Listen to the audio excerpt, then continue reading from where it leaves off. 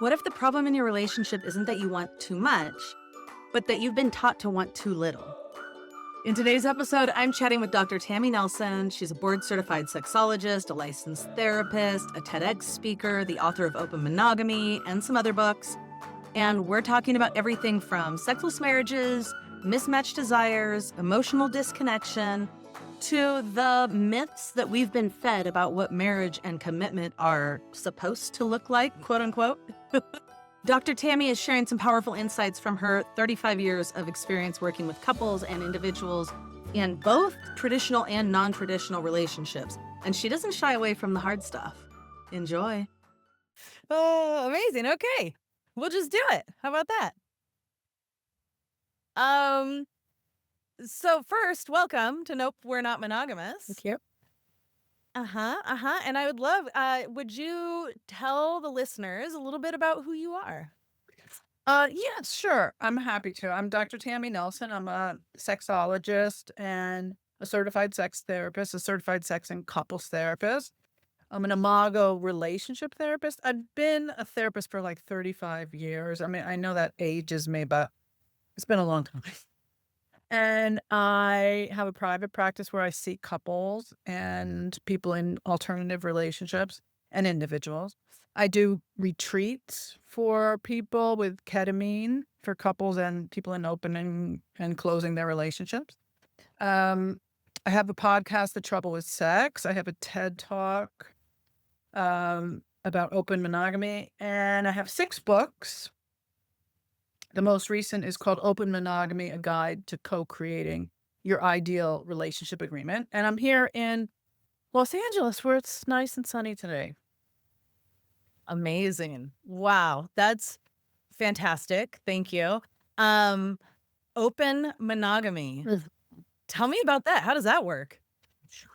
Well, people in the world of open relationships don't like that title because it says monogamy. And people in the traditionally monogamous world don't like it because it says open.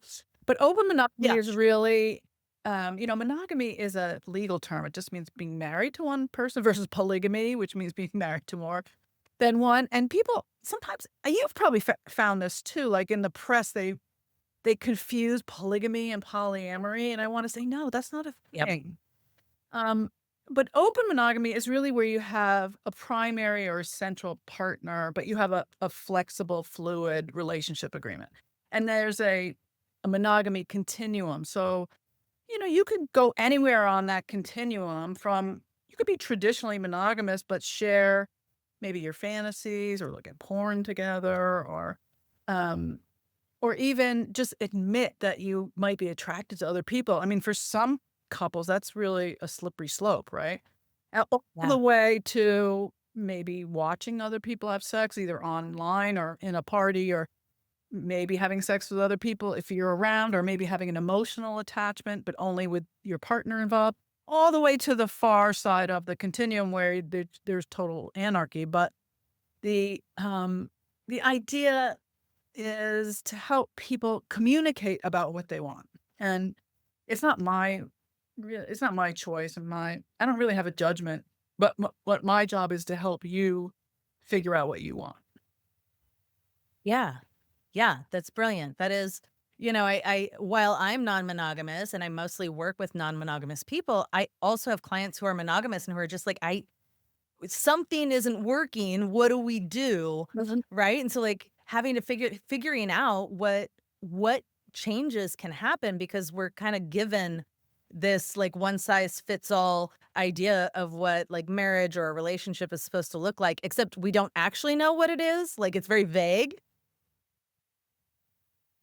It's like, only look at me ever. And that just doesn't work. No, I think 98% of people have fantasies of people other than their spouse. Like and people that are married and pretending that they're monogamous, 50% of those people are cheating. So, our ideas of monogamy are based on morality. And those rules, it was kind of an experiment that had its run. And it worked when we lived to be a certain age, and when in our particular culture, in our westernized world, when women stayed home because it worked for the family. And, we only had like 2 kids, and you stayed at a company for your whole career, and, the world was just different. That nuclear family experiment is over. I mean, it doesn't really work. Financially, it doesn't work for women. Women tend to be higher educated, and they have better jobs actually than men. And we have all kinds of different family scenarios. And it's actually better to have more partners now. Like, if it's more Yeah. affordable. And don't you want more people to like be invested in your children and in your well-being and aren't you like, um, I think we discovered this during the pandemic. Like, some people were really good at foraging for toilet paper. And some people were like, you know what? I think I need another partner to homeschool my kids because I suck at this. I think a lot of people discovered like the multiplicity of relationships is actually really beneficial in many ways. Yeah. Yeah, absolutely. And e especially when they realize that, like, that doesn't mean that it has to be a sexual romantic relationship, but we can just expand our community and have, like, a lot of intimacy in there. Yep. Otherwise, it feels really scary or threatening for people. Well, and I think it is scary and threatening. Like, loneliness is the biggest epidemic right now. Yeah. There's a study that said 33% of Americans, adult Americans, say that loneliness is their biggest problem. Like, that's so sad to me. Mhm. Mhm, mhm. Embrace it. It really is. Yeah. Yeah. Wow.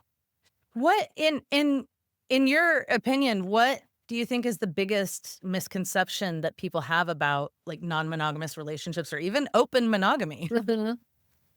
Well, you know, I think you found me through, I do some consulting for Ashley Madison, and they have Yeah, 90 million members worldwide. So, I mean, that blew my mind. it's not that people are not looking for variety or outside partnerships. I mean, people want connection. Like, that's how we heal from trauma. It's how we make sense of who we are as people. I just think that people don't necessarily look for another person. They look to be another person. And I really want Ooh. your listeners to hear that. Like, if you're in a relationship with someone that is looking for another partner, or if you're looking for another partner, if you're cheating or opening or whatever, all of those outside relationships, it's not necessarily that you're looking for someone else. It's that you're looking to be someone else. And I think that is the biggest growth experience that we can get from all of this. Like, who are you with this person versus who are you with this person? And can you be this person with people at home or not? Like, how much of your life are you living in integrity, and how much are you splitting off and compartmentalizing? And I don't mean integrity from a moral perspective. I just mean like integrate. Like, so things Yeah. aren't hidden and split off, and you don't have to use all that energy to hide things. That takes a lot of energy. Yeah. Yeah. Yes. Yes, totally. Totally. I had read a book called The Hidden Wholeness that was written by a Quaker man that talks about this, about living as like just who you really are. I'm gonna write that down. And yeah, it's brilliant. It's so good. He led like men's circles and just allowed people to just say their truths in all sorts of different ways, Mhm. and was finding like so much healing, and people just literally just saying like, this is a thing that I think about, created so much healing. And I can see that in relationships a lot, where just saying like, hey, this is a fantasy I have, or hey, I think about maybe opening up, or I think about having a threesome. Does saying the thing doesn't mean either your partner agrees or you break up. It means like we're having a conversation and just sharing our thoughts and our ideas and what's happening internally, and it's so freeing. It also doesn't mean you have to do it. Yeah. So Yeah. but I love that you said, it doesn't mean you have to break up. I mean, it also doesn't mean you have to take it into action. Like, sometimes just the fantasy of the threesome is juicy enough to last a lifetime. And Yeah. maybe for some people it's safer too. Who knows? But you can talk about a lot of fantasy before you take anything into action. And actually, that's kind of what I suggest to people is like, you should talk about this as a what if conversation. Like, what if we did this? how could this benefit us and what could be the risks? Well, what if we did it this way? How could this benefit us and what are the risks? Like, I think you should have those conversations as fantasy before you actually, leave your house or call someone up to come over or call the neighbor or whatever. Like, work it through in that way, not to the point of communication fatigue, which I think we can get stuck in, talk Yeah. something to death till like 2 o'clock in the morning and over talking and sort of sucking Again and again and the again. life out of it. But definitely, Yeah. like you're saying, like talking about fantasies, I think is the first step. Yeah, totally. Totally. I had a thought about that, but I lost it. I said a lot in there. I'm sorry. No, the ADHD hit. We go off in like ADHD tangent. I love it. I love it. Yeah, talking about oh, yes, I remember. So I often have people like couples will come to me. A lot of people wind up opening their relationship out of there was some infidelity or they jumped to that as the solution. Like I'm having troubles here, there's something missing, something I don't like, or I want something different. And they automatically decide what the solution to that should be. And then they take that solution to their partner rather than the problem to their partner, is often what winds up happening. And I'm like, and so many bumps in the road and so many arguments and fights and hurts can be avoided if they would take the problem to their partner first and talk about that rather than deciding what the solution is and going, here's what we need to do. Because they don't actually know what all the solutions are, what all the possibilities are. They're just like in their own little bubble trying to figure it out. And so I wonder, you've been doing this a long time. How do you guide people in that and like coming together and sharing authentically what's going on for them? There's so many points in that. You think the brain is just this same highway. Yeah. So the first thing you said was like that I really liked, where you said, people take the solution to their partner instead of the problem first. I thought that was Yeah. really well put. I also appreciate what you said about, opening a relationship is not a way to fix your relationship. In fact, Nope. if it's broken, it's only going to get worse. So there's reasons Totally. that it's not working, and you got to explore those first. It's really helpful and is really fun to expand on what's already working. If you have a good solid foundation and you're in a good space, you're just spreading that around with more people and it works pretty well, at least, for periods of time, and you can always back it up. But the idea of opening your relationship to continue an affair is kind of like asking your partner for permission to have what was a non-consensual, non-monogamous relationship to now be consensual. You're asking for permission like you're asking a parent. And so now you're parentifying your partner. Please, please, mom, or please, dad, can I please date? Can we get a puppy? Can I have permission? No, I'm going to go out front. Like, no, that totally desexualizes, first of all, your relationship at home because it's parentified now. And Yeah. that's not really what an open relationship is. That's just, creating rules and asking for a dysfunctional behavior to continue as something that might save you. Now, that's not to say that open relationships don't sometimes start with secrets, because I think they do. Yeah. Sometimes they start with just the secret of what you're holding in your mind. Like, God, I really would like to do this, and I don't know how to talk to my partner about it. And that in and of itself could be a problem. Like, how do you bring it up? So in my book, Open Monogamy, I have a lot of like dialogues. Like, this is how you should talk to your partner, and this is what you should say, and this is how you can bring it up. And these are the dialogues back and forth.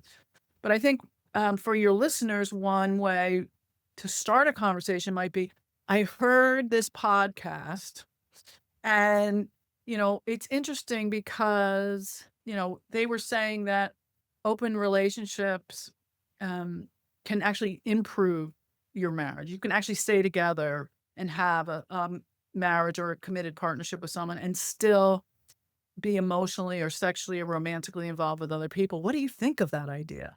Can you imagine? Like, I don't know. I don't know if we could ever do that. Could you ever think that maybe that could be us? Like really talk about it as a what if. Yeah. Yeah. Yeah. Yeah. Yeah. And I wonder, the thing that always comes to mind for me when I um hear that, or even when I give that very similar advice, right? Is then what if their partner is someone who's automatically like, "Wait, you what? You wanna do what? What's wrong with me? Like, you don't love me anymore? You wanna leave? You wanna go sleep with someone else? Like, what are you talking about?" Mhm. Mhm. And I think Then what do you do? it's a common response to people who don't really know that the other person's ever thought about that, right? So Ah, the way that I help people process their feelings is that I think you have four resources in your relationship: time, attention, affection, and sex. So mhm. when the partner that's sort of surprised or resistant to the idea is like, what the hell? Um, we might want to ask, well, when you're thinking, what the hell, what are you thinking that you might lose or not get enough of, or something that is going to be taken away from you, or what are you not getting enough of in your relationship now that it feels like, geez, I'm going to get even less now? Um, Ah, for me, time is like a big thing. Like sometimes I'm envious of even of my clients who are like have a bunch of partners on different nights and a calendar, and they have, and I'm like, feed them all in. um, got so busy. I don't understand how you have 13 partners. Like it's so improving. Um, so for some people it might be like, I don't get enough time from you now. Like you're gonna take my weekend away. For other people it might be, wait a minute, I barely get eye contact anymore. Like you come home, you sit on the couch, you play with the kids or you're whatever. Um, and so how come that's gonna be directed to someone else? And same thing with affection and sex. However, ironically, when someone brings this topic up, it's like a wake up moment in the relationship. So you spend mhm. more time talking about it. Now you are making eye contact. You are paying attention to each other because you're sort of seeing each other from a different perspective. Like, I don't really know you. And now I'm curious who the hell you are. And actually, not a Yeah. bad thing. Yeah, yeah, yeah. I mean, that's what happens when we first start like dating someone, right? As we're getting to know this person, and then we know them and we figure, well, I know everything about them, and we kind of become complacent. And then they bring up something new, and you're like, wait, Exactly. who are you? What's going on here? Exactly. I mean, we're attracted to people in the space in between us, right? So, Yes. when they're next to us on the couch every night, not so much, but the curiosity that we have in the beginning is part of the intrigue. But then if there's unknown parts, then it feels like, wait a minute, we're not as intimate as I thought we were. And so it can feel intriguing like it did in the beginning. It can also feel like, hmm, I guess we're not that close. And Mhm. but the just statistically and anecdotally, what I see is that open relationships actually do make people closer if they have the communication skills to process it. Yeah. Yeah, yeah, absolutely. That's I do a lot of the podcast and then like free classes and stuff like that, and I almost always include the caveat, like all the advice I'm giving you here is assuming that your relationship is already pretty healthy, that you guys communicate, that you talk about things and isn't like an abusive situation, because all of this goes out the window if that's what's going on. Yeah, well, exactly, exactly. Yeah. And Yeah. monogamy, commitment, relationships, they're not. It's not black or white, right? It's not a polarization. You're either closed or open. It's not like if your partner says, I want an open relationship, you might think, oh my God, we're going to be polyamorous and people are going to move in with us. And where are we going to put them? And like, it's a lot of gray in between. So much. Yeah, and so that's an important part to communicate about. Like, what do you mean when you say that? Are you just saying that, we want to go to a party to some exciting way, or what exactly does that mean? Sometimes people don't even know what they mean. They just want to drop it into the conversation, like, bam, okay, topic. Let's talk. Yeah. Yeah. Yeah. Yeah. Yeah. Yeah. Like they have no idea what possibilities are there. Like what is on the menu, right? Like, can you give me a menu of options here that I can choose from? Which is in my book, by the way.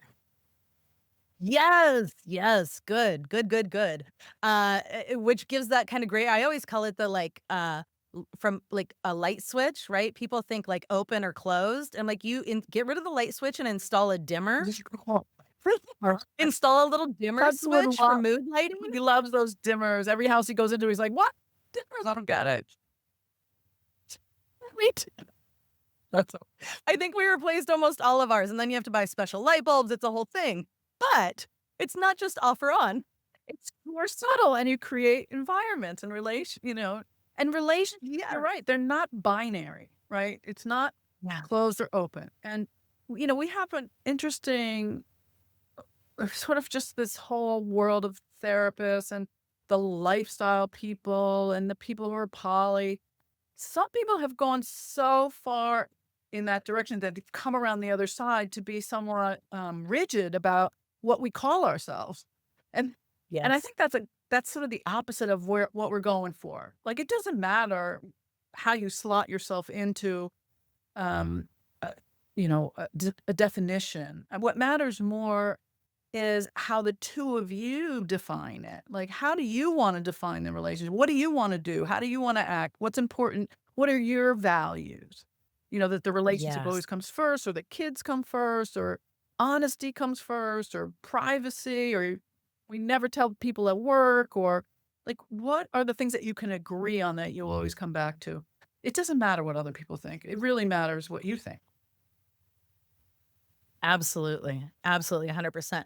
I had a friend ask me, he said, well, we're not polyamorous. Someone recently told me we're not polyamorous because we don't have a triad. And I was like, what?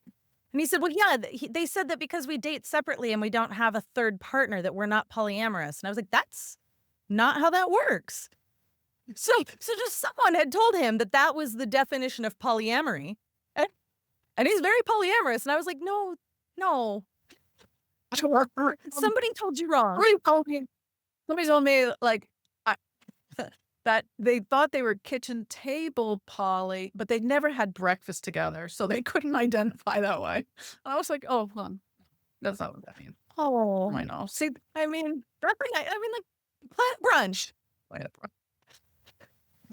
it means that everybody knows each other and gets along. And Yeah. and I know a lot of people, you're younger than me, but I know a lot of people in my generation that would never define themselves as polyamorous, but they might have friends that they have sex with on the weekends. You know what I mean? Like, and during the week they go to the PTA meeting, or they, they serve on the board or whatever.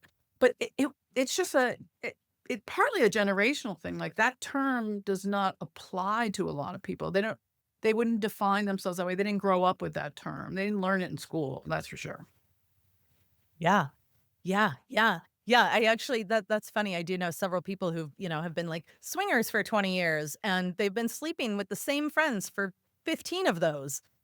They travel together and they have whole life events together. And I'm like, you guys are kind of partners. In my mind, you define it how you want. And my friends would call it, that they're sexy friends, or that, Yeah. like, there's just a different nomenclature, I think. Yeah.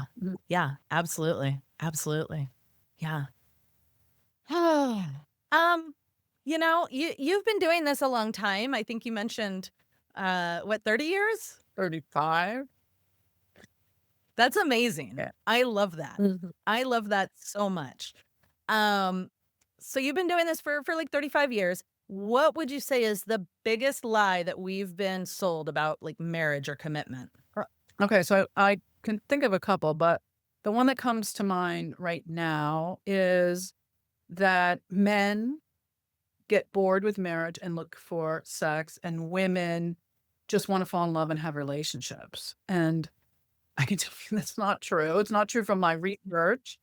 And um, the research actually shows from a sociological perspective and anthropologically, biologically, women are bored with marriage much sooner than men, actually. It's much less rewarding for women. We have much more, hetero women have much more responsibility in marriage. We've taken on more roles. It's frustrating and we get tired of the sex. Like, we are not happy around mid-marriage. So women tend to have as many affairs as men. We just don't tell anyone. We don't tell the researchers. Affairs are based on dishonesty, right? So you can't get honest answers to research, but the reality is women will cheat and be much more subtle about it because of the risks. Historically, the risks are Yeah. much higher for women. So, and the other piece about men wanting sex versus relationship, you know, I can tell you that I did when I wrote the book When You're the One Who Cheats, I had 2 profiles that they let me do on Ashley Madison. So I didn't interact with anyone, but I put up anonymous profiles, one as a man and one as a woman. And I just said my name was Tom and Tracy or something. And I said I was 6'2", and as a woman I was 5'8", I was blonde. I gave like no information. But the responses I got were fascinating. So as a man, as Tom, women sent me pictures of themselves in lingerie, boob shots, bathing suit shots, like all these sexy pictures. And all of the requests were, I just want to have sex with you after you put the kids on the bus. I don't want a relationship. I don't want to hear about your problems. Tell your wife your problems. I don't want to have anything to do with that. And I don't need to see you every week. Like, that's not a thing. And almost every one of them wanted like kinky hot sex, like really. Yeah. Yep. And now that, it's a self-selected population, a lot of them were around the same age, kind of middle age. Their kids were a little older, old enough to put them on the bus, so, Right. and older. So there was an age range. When I was a woman, the men were writing to me saying that they weren't happy at home emotionally. And they were looking for basically a parallel partnership. Like, they wanted a girlfriend. They wanted the girlfriend Yeah. experience. Like, they wanted to text me every day. They wanted to make sure I wasn't involved with other men. And they wanted to know that we could have more than just a one-night stand. And that was true for all the letters that I got. So it really flips the script on, like, really? Are men just looking for sex? No, they're looking for emotional connection. And women want good sex.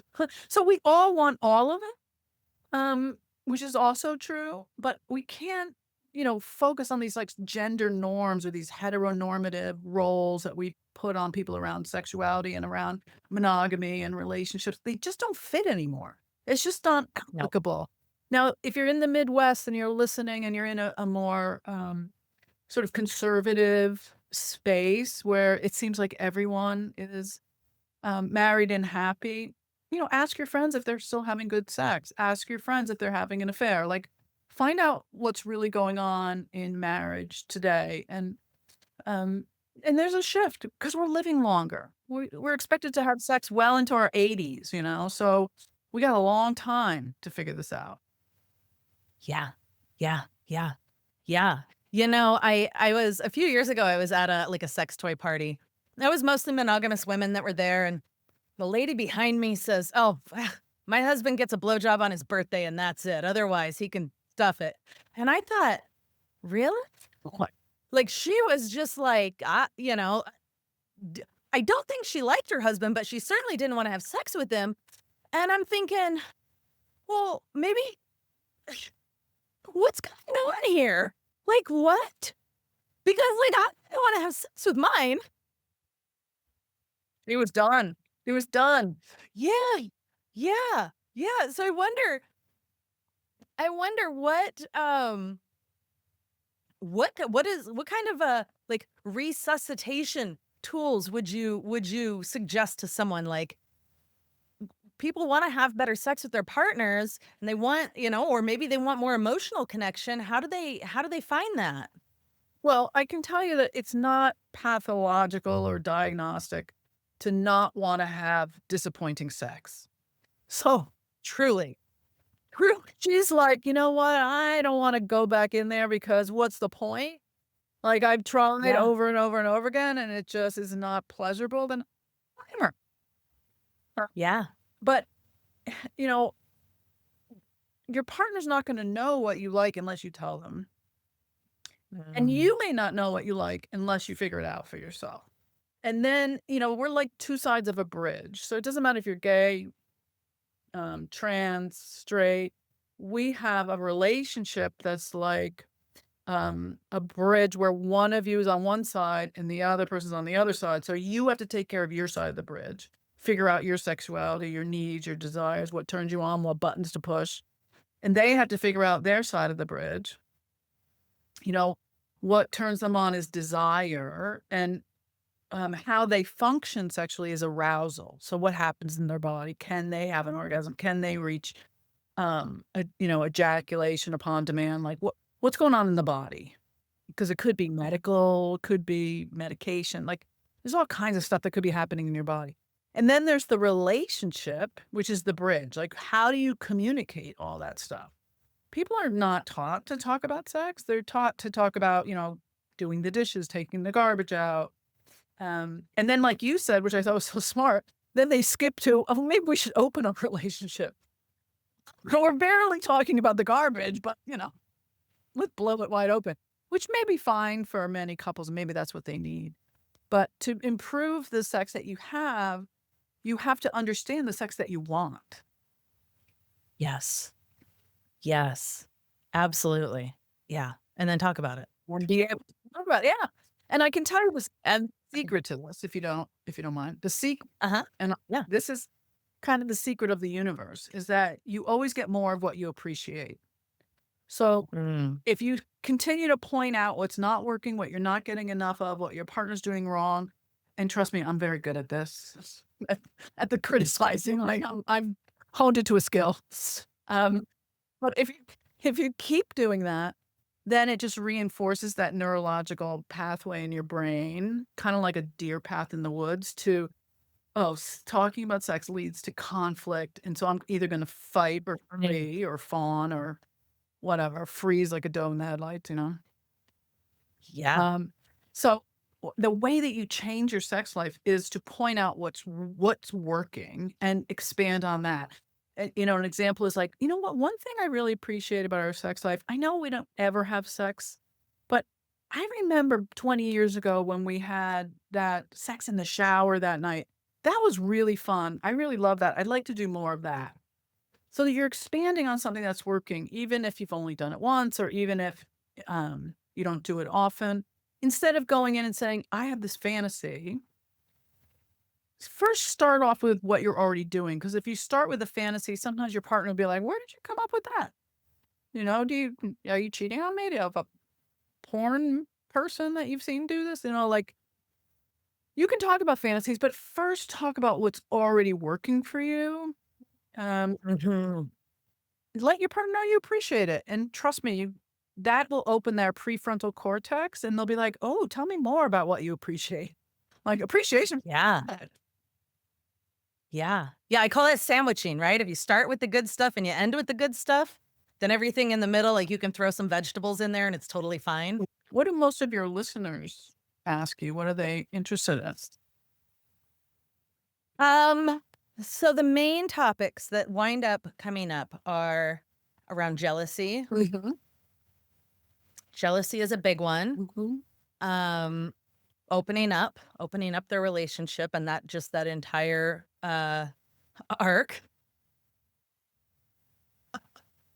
And then mismatched desires, Mm-hmm. right? Whether that is like sexually or just in non-monogamy. right? Like where one wants polyamory, one just wants a biweekly friend with benefits, Mhm. right?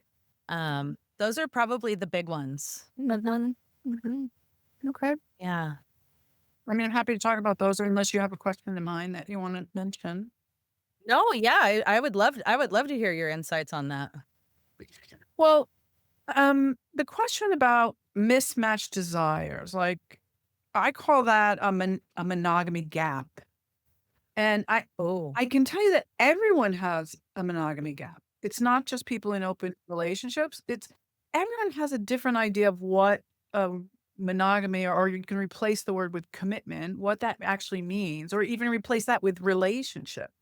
What does it mean to Yeah. be in a relationship? You learn differently because you learned from different parents. And so, we have this implicit assumption that we both understand the same and agree on the same and want the same. And, my implicit assumption about monogamy is that, um, it's not okay to go to strip clubs. Your implicit assumption is I've been going to strip clubs since I was 14. It doesn't count. Um, I hear that about pornography all the time. Like, Yeah. some people think pornography is cheating. Other people are like, I've been doing this since I was 10. Like, it has nothing to do with you. So, making your understanding about what is monogamous explicit will give you more understanding about that monogamy gap, because the betrayal and the hurt usually comes from really not understanding. Like, okay, you've been going to strip clubs since you were 10? Like, who brought you there? Oh, well, it was all my family, my uncles, my brothers. It was about being a man, and, they thought I was straight, and I was actually gay, and this is what happened, and that like, I've heard so many stories about people who really didn't understand their partner's history of their parents' marriage, of what sex meant to mom or dad or their parents or their caretakers or whoever brought them up. One of the best ways to understand your monogamy gap, what you're each expecting from your relationship, is to ask the question, what does your parents think about sex? And Yeah. people are like, ooh, or I don't know, or it didn't happen, or they did it all the time, or, you know, um, my mother told me the biggest problems she ever had in her life were because of sex. And I was like 6 years Uh-huh. old. So, but if you think about it, I have made it my mission in life to tell people that sex is the solution instead of the problem. Like, Yeah. we will continue our parents' mission in our relationships, professional or personal, because we're trying to heal, like, generation to generation. So you might have a parent that got divorced. A lot of the past couple generations, kids grew up in families that got divorced or had affairs. And so you may have this desire to say, look, we might be married, but we're not dead. We're going to be attracted to other people. We're just not going to lie about it like our parents did. Mhm. And we're not going to trade our partner in for someone else because that didn't work for my parents. So it's a do-over. It's a redo of that monogamy lesson that you learned. And it's important to talk about because we don't really talk about it when we first meet. I promise to love, honor you, and never send a text to my ex on Instagram. I mean, Yeah. mhm. Yeah. Yeah. Yeah, that's brilliant. That's actually it's funny because dating non-monogamously, we actually talk about all those things right up front. Wow, exactly. Yeah, yeah. That's fantastic. Now, do you want to Uh, say more about that? Because I think that's so true. I'd love to hear your thoughts on that. yeah, it is true because, like, especially with online dating, it makes it really easy to, like, just ask all the questions up front. Like, what are you looking for, right? Are you looking for sex? Are you looking for a relationship? Are you looking for a friend to hang out with who maybe gives you head every once in a while? Like, what are you looking for? What are your agreements with your other partners? What are your safer sex agreements? How do you what are your values? what does friendship actually mean to you? What does sex mean to you? Right? Like you can talk about all of those things before you've even gone on a first date. Does any of this line up with me? Perfect. Great. Yeah, totally. And if you're Yeah. if you're a gay male partner, you talk very quickly about like, are you a bottom or a top? Like, we don't Mhm. necessarily do that if you're in a heterosexual relationship or a lesbian relationship. So, Yeah. the idea of like communicating your needs. And I just want to reiterate, like, you don't just do that once because you change over Over and over. time. Every 7 years or so, like there's a whole new you, and you kind of want different things, and Yeah. it's really important. I mean, Yeah. we renew our driver's license every couple of years. You got to renew your monogamy agreement pretty often with all Yeah. partners, to check in with everybody. Absolutely. Absolutely. I always tell my clients, like, you get to change your mind. You have new, because especially people who go from monogamy to non-monogamy, they start out going, here's what I think I want. Right? I want to open up so I can have gangbangs. And then they go and have a gangbang and they're like, oh, that's real overwhelming and is probably better as a fantasy. And their partner's going, but I thought that's why we opened up. Like, no, you don't have to keep having them because that's what you thought you wanted. You have more experiences and more data to make your decisions on now. Exactly. I will say from, again, totally anecdotally, just from people in my practice or knowing people, I don't have any research on this, but I do see that in heterosexual couples, the man will usually come up with the idea first of opening up. It takes women a little bit longer to like wrap their minds around it. But then when they do open up, men want to close it faster. They're like, okay, I'm done. And women are like, I'm closing this. Nope. Nope. You open Pandora's box. It's open now. You stay out of the box. So you can't. That is exactly what I see. Oh, it is? Oh, that's good. Uh-huh, uh-huh. Yeah, I would say like probably 80% of the couples I work with, that is what I see. Like, wait, I thought this was gonna be fun, and now my emotions are all activated and I'm having all these feelings and I'm having to like re-examine what it means to be a man and what it means to be desired and what it means to date somebody or interact with somebody other than the woman I've been interacting with for 20 years. There's a lot that comes up. Yeah, Yeah. there's a lot. And how come she gets to have all the fun and she's getting all the interest and I can't find anybody. Nobody wants to sleep with me. And, there's a lot that happens. Yeah. Mm. Yeah. Yeah. Yeah. Absolutely. Absolutely. And the ones that stick with it, like do the internal work, whether they stay open or not isn't the point. But the ones who do that internal work wind up so much happier. Do you want to say Yeah. more about the internal work? I just love having this conversation with you. It's very interesting. Yeah, totally. Yeah. I think it comes, one, figuring out what is their actual beliefs, their opinions, their thoughts, what they really want in their life versus what they've been told they're supposed to want, who they're attracted to versus who they've been told they're supposed to be attracted to. What sex looks like, and especially the part of making it not just about their penis. Everything else around sex, they just wind up going, oh, there's so much more that can be satisfying in my life, that can bring me joy, that I can provide joy. There's so many more ways that are available that I had no idea, because most men are told, like, stick it to her, be a man, and go to work and then go to bed. Like, whatever order that goes in, but everything else they aren't told they can do.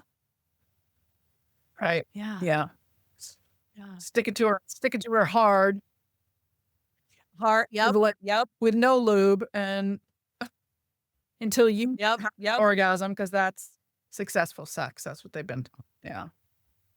Yep. Yep. And I'm like, take your dick out of the equation and then see what happens. You're going to have a whole new sex life. Yeah, it's a challenge. Uh-huh. Uh-huh. Uh-huh. Is there anything else that you want to share with the listeners that I haven't asked you? I mean, you mentioned jealousy. Oh, yeah. I mean, I know that everyone has, all the therapists that are working with open relationships have the standard answer, which is jealousy is really about you and you need to work on yourself and figure out why you feel inadequate and what's coming up for you. I mean, I think that's true, but I also think jealousy can be the canary in the coal mine. Like, I think you Mhm. should listen to your jealousy. I think jealousy can be an intuitive hint that this is not working for me and I don't like this. And, you know, I personally believe everyone should have a veto, but I don't think it works all the time because if you say, okay, I'm vetoing this person, then it kind of sets up more longing, right, for the thing that you can't have. Maybe I didn't really want, but Uh-huh. now that I can't have them, I really want them. But Mhm. it it's important to see it as the need for more conversation and more clarity. Like, what am I Yes. actually jealous of? Is it the time, going back to the time that you're spending with them? Is it the attention? Are you texting them all the time when we're at the dinner table? Um, is it that we're not affectionate anymore? Like we don't touch when we're watching TV? You're on your chair, I'm on mine. Um, it's not always about the sex. People automatically assume I'm jealous because you're having sex with another person. That's not necessarily the first thing people will answer.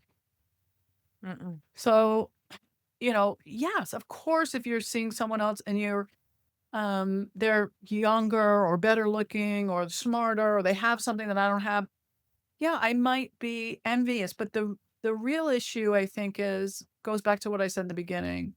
Like who do you become when you're with that other person? And how come I don't Mm. get to see that person? You know, they're Yeah. so charming and funny and you help them do the dishes. Like, where is that person at home? Yeah. Yeah. Yeah. Yeah. I love that because that's kind of I always tell people to, if you couldn't use the word jealousy, then what would you be That feeling? How would you describe what's going on? Mhm, Get rid of the word jealousy because it's too easy. mhm. Now what's going on? It's very smart because it's a very complex emotion. That's Yeah. just like the tip of the iceberg. There's a lot underneath that. Yeah. Kind Mhm. of like Mhm. it's an umbrella term for a lot of other things. It's kind Yeah. of like communication issues or desire issues. Like there's a lot underneath all that stuff. I say the same thing. If you can't use the word communication, then how would you describe the problem? That's smart. That's very smart. Yeah, yeah. I bet you're very good with couples. Thank you. Sometimes I get there. They're hard. It's very hard. It's hard work. Oh, yeah. Yeah, it is. But it's fun. It's good stuff. Mm. How can people find you? They can go to drtammynelson.com. It's DrTammynelson. And you can find all my books there or on Amazon. And actually, if people want to write to me through the website and say they heard me on your show, I'll give you a free ebook, like a download with like the first questions to ask, or a hu- have one that's like 100 questions for your monogamy agreement, something like that. I'll give you a free dialogue about how to have these conversations if you're beginning or in the midst or maybe thinking about closing. But I'm happy to do it, but they have to tell me that they heard us talking this fabulous conversation today. Amazing. That's so generous. Thank you. I'll make sure it goes in the show notes for people. I have one more question for you, and this one is not for the main episode. It goes to our supporters at patreon.com/notmonogamous. And the segment's just the tip, and it's what is your best or favorite sex tip?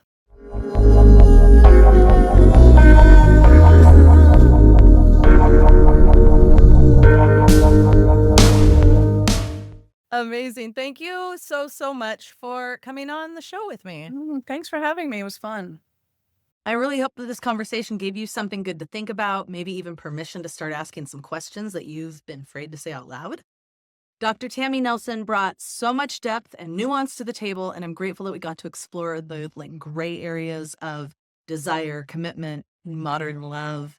And if you want even more from Dr. Tammy, head over to patreon.com/notmonogamous to check out our bonus segment, Just the Tip, where she's sharing her favorite sex tip. It's simple, it's powerful, and really it's something you might want to try tonight. So, as always, thank you for listening. If this episode resonated for you, please rate it, review it, share it with somebody else who needs to hear it. Other people want to know that their desires aren't too much and that they're not alone in wanting more. Bye.